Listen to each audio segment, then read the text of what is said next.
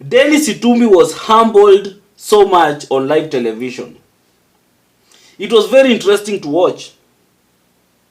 You know, Dennis Itumbi was live on JKL, and he was invited and other creatives like Aki Njogush and this guy this creative Crazy Kena and Barack Buluka, and we had a lady there, I don't remember her name, and then we had this KJ, this MP for Dagoretti, I don't know it's south or north, I don't know, and then we had Cleo Malala. It was actually on the issue of the Butere girls and the play and everything. And Dennis Itumbi was really humbled. He could not even defend some things. Like those guys were injecting left, right and center. It was very interesting to watch. You know, okay, by the way, before I go into the details, before I go into so much detail, because I'll be carried away. If you are new to this platform and you're coming here for the first time, kindly take a second to subscribe and to hit the notification bell so that anytime I post a video, you will always be the first to watch. So kindly do so. Na kama kawaida, I'll be back.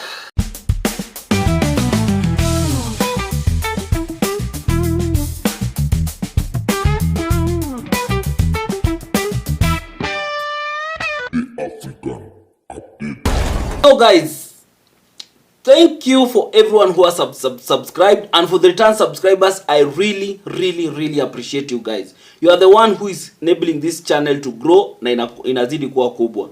Thanks for the people who have been supporting this platform. There's Jane, and then there's Eliud, and then there's Moses. Thank you guys for supporting this platform. Anyway guys, back to my video. As I said that Dennis Itumbi was humbled. Like he was there trying to defend some of the things that this government has done, like abduction. And the guy couldn't.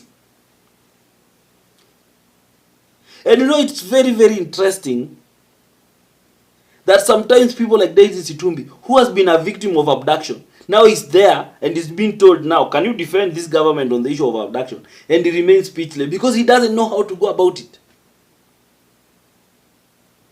But it also shows how people forget.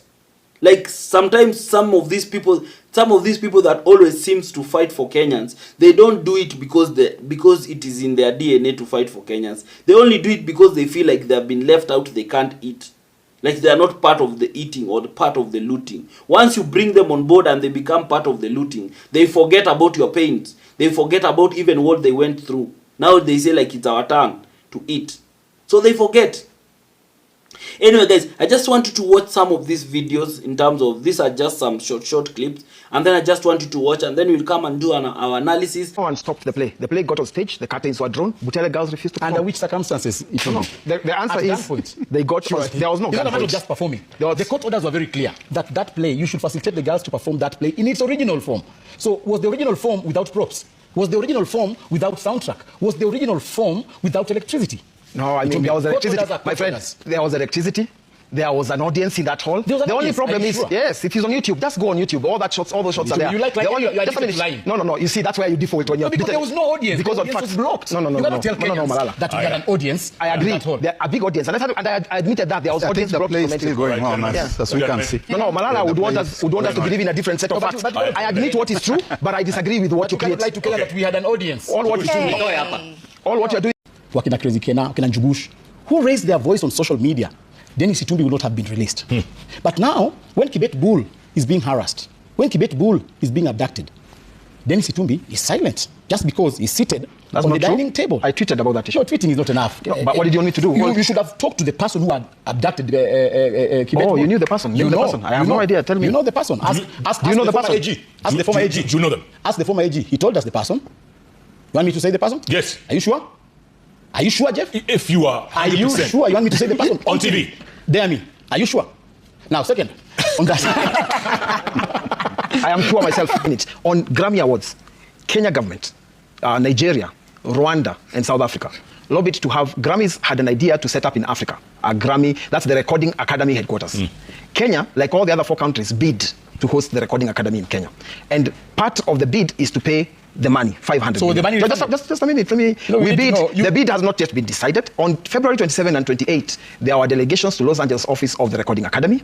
If we lose the bid, of course the money is returned. Every bid, you bid with a proposal, with money put in. Malala just simply doesn't know that Kenya government has gone further to support creatives by even bringing the Recording Academy here. And that part of the deal is to create state-of-the-art, globally accepted visual studios at Konza.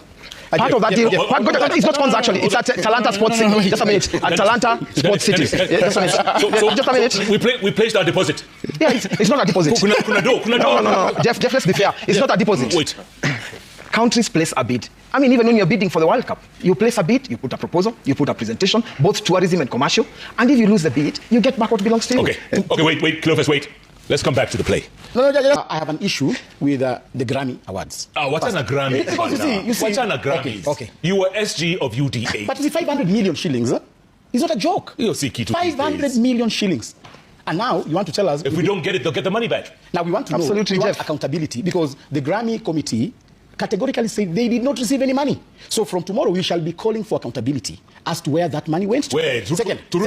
He wants to protect our children against pedophiles, against drug peddlers, against people who teach them negative ethnicity. One thing that I just want to amend on the president's comment is he should have added that those children also need to be protected against corrupt leaders, against land grabbers, against liars, because we must start practicing what we say. You cannot be the president, you say that you're protecting the students against drug peddlers, but when you appoint your cabinet, you appoint 2 drug barons in your cabinet. So you should have started. Like who? I'm sorry. You know. Who are those? I do not want to mention names here, but it is in the public domain. We have drug barons in cabinet. You know, Kenyans know. We have drug barons in cabinet. And therefore, these things that we are telling these students are mature students. These are the same crop of students who are lied about laptops with the same person talking about protection. And therefore, these students know what is going on. And I would like to ask the president to ensure he talks his walk, because we are tired about these lectures. Itumbi, at least you have seen how defending some things is very hard, you know. And one day, maybe if you see it, you grow old, I think you might watch yourself in a TV and be like, wow, was this me? So before somebody's a politician, somebody's a human being. Yeah, so this... You're already raising a generation that hates you, yet you want to be supported. How? How do you want us to believe you went from the high school level, you're already raising children who are never going to believe that you're a good man? It's very, very contradicting. Very contradicting. The government feels the need to literally tear gas children who are acting. Like, it doesn't make any sense for a government that has people above the age of 50 to be beefing with teenagers, teenage girls. Like, how deeply is the beef with the government to the people? To the extent that you feel threatened by a child who hasn't even hit 2 decades of their lives. It's sadistic, it's wrong, I don't want to say patronizing, but it's belittling in every single way. And here we are talking about democracy. Here we are talking about listening to the people. So, I believe you watched the videos. It was a very interesting show to watch. It was a very refreshing. It was the way these people were injecting, my friend, you couldn't just resist. And Dennis was there trying to defend, trying to make, to say things like, trying to make things like it's all okay, things are working, and he knows deep down things are working. And the way they were countering him, you can see how he vile alikuja na story tena ati sijui the Grammy, sijui the money was paid for bidding. Yet Grammy themselves they denied receiving any money from Kenya. Yet our president said they already paid 500 million to host the Grammy. Then Dennis Itumbi comes and tells us, though, the money was not to host. The money was a bid. They want to build an academy. Who gives an F about an academy in Kenya, of a Grammys academy in Kenya? And this academy, how many countries does Grammy have an academy? You know, kuna vile people wanatubebanga wajinga. They feel like we don't know these things. Grammy is an award. Why do we need an award? Say an award that organizes this musical award to build an academy. An academy for what? Burna Boy has won a Grammy. Kuna academy in Nigeria. This guy could not just defend simple things And that's why he used to use, like, you know, when you are so occupied in your own lies. And that's why people like Dennis Itumbi fall into that trap. When you are so much used to lying, you start even believing your own lies. And then until you forget that not everyone buys into those lies, and you think that now Kenyans, since I keep on lying and I get the likes and I get the following on my handle, then it is okay. No. Dennis Itumbi and the like should understand that Kenyans are not fools. Kenyans are not fools. And now he's there telling us, oh, sijui how he condemned, he did not support the tear gassing of Butere girls, nina nini. He's there saying, oh, sijui the girls, sijui, it was an issue of indiscipline. So you tell girls to go and do a play 6 a.m. in the morning without their deco, without anything, and then you say, and then when they say no, you say, but that is indiscipline. Itumbi bana. People are not stupid. And if you've been peddling lies because you are, and then you cover it in the guise of facts. So what is factual there? So you wanted these children to go there and just do a play because you have denied them so many things, and then they were to a play so that they don't show indiscipline. It's as if they are subservient to you. They should bow to everything unasema that the government has said. No, things don't work like that. People have freedom of saying, I'm okay, I can do the play, I cannot do the play. And the children chose not to do the play because they felt like some of the things we need to do to need this play are not here. So we are not going to do our play.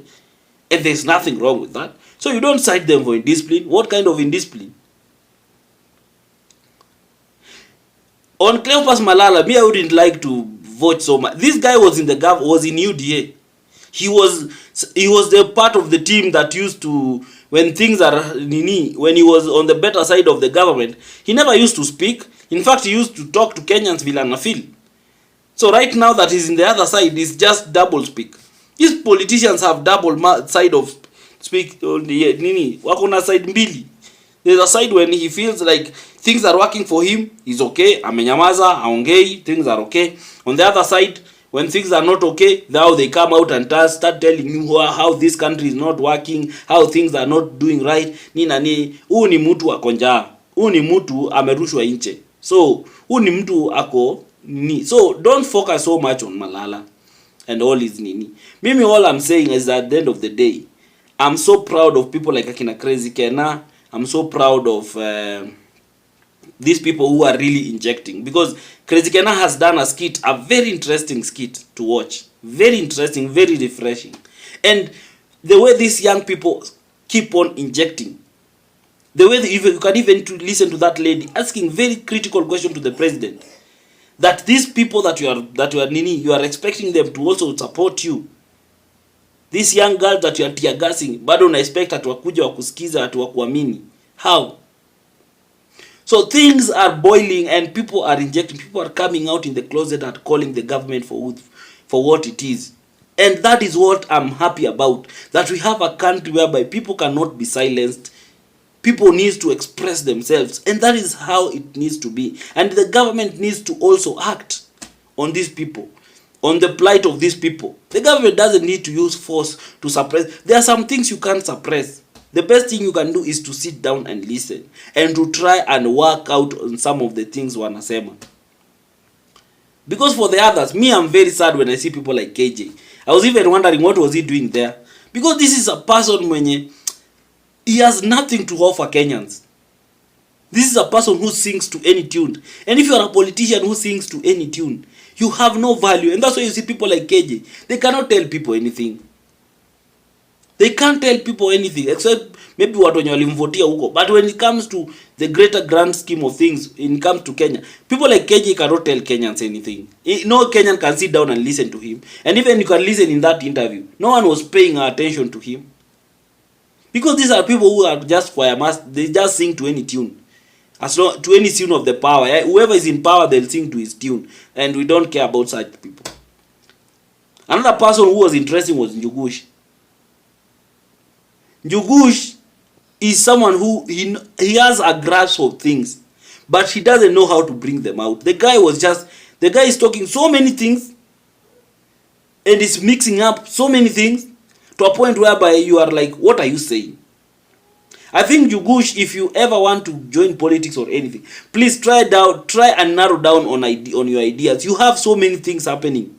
You have so many things running in your brain to a point whereby you end up speaking nothing when you seem like you are speaking something. So there's that confusion from your side. I think someone who is like direct to the point is someone like Crazy Kena.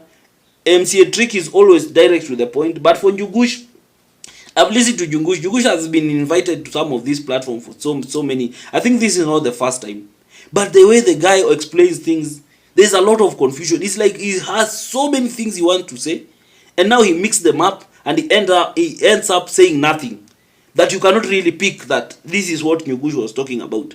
So, Jugush, whoever Nini you are, kindly tone down. Just narrow. Whenever you are invited to such places, you might have the good intention, you want to push an idea, but narrow down on one thing.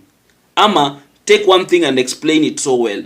If you keep on mixing things, you end up, because you could even see on the comment section how people are responding. People were not really getting what Jugush is saying.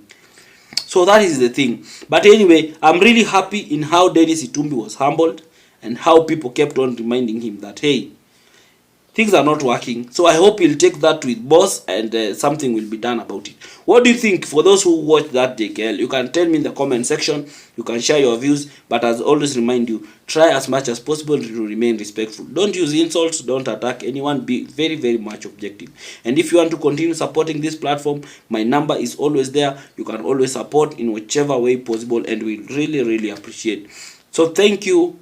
Until next time. Bye-bye. Africa.